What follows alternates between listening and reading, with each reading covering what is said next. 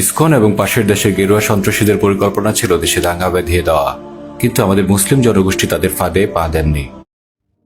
যে ভিডিওটা দেখতেছেন এটা হচ্ছে ইসকনের সক্রিয় সদস্য যারা, তাদের ভিডিও। এখন প্রশ্ন যে ইসকন মুসলিমদেরকে কেন এভাবে মারছে? হ্যাঁ, এটা বুঝতে হবে ভাই। ইসকন হচ্ছে ভারতের একটা, এই কি বলে, মোদির একটা দল, একটা সংগঠন, যেটা সারা পৃথিবীব্যাপী কাজ করতেছে।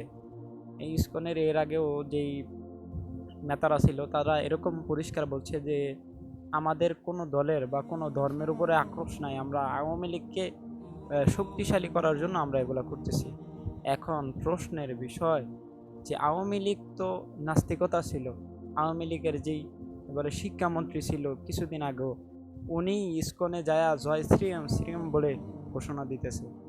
আর এই ইসকন এর সদস্যদের মূল মাকসাদ হচ্ছে কি, যে মুসলিম মেয়েদের গর্ভে হিন্দু ছেলেদের বাচ্চা বা হিন্দুর বাচ্চা প্রসব করা এবং এটাকে লালিত পালিত করা। একটা জিনিস চিন্তা করেন, ওদের ফুল টার্গেট হয়তো ইসলামের বা মুসলমানের মেয়েদেরকে তোমরা পটিয়ে মটিয়ে বিছনায় আনো, কোনো না কোনোভাবে এটার ভিতরে শুক্রাণু, বলা হয়েছে কি, তাদের জনিপদে শুক্রাণু ঢেলে দাও। এত নোংরা কথা। আর এই এই কি মাকসাদ? বলে এই মেয়েকে যদি তুমি ছেড়েও দাও, তাও যদি কোনো মুসলিম ছেলে বিয়ে করে আর এই বাচ্চা বড় হয়ে ইসকনের দিকেই টানবে, হিন্দুর দিকেই টানবে। একটা জিনিস চিন্তা করেন, ওরা আমাদেরকে বাচ্চা নিয়ন্ত্রণের করার ব্যাপারে উৎসাহ করে, আমাদেরকে একটা ছেলের বেশি নিতে না করে, একটা বাচ্চার বেশি নিতে না করে, অথচ এরা কি মিশন নিয়ে নামছে? এক একটা ছেলে 10টা 12টা করে সম্পর্ক করতেছে মুসলিম মেয়েদেরকে টার্গেট করে। হিন্দু তো অনেক মেয়ে আছে, হিন্দু অনেক সুন্দর সুন্দর মেয়ে আছে, তাদের কাছে কেন যায় না?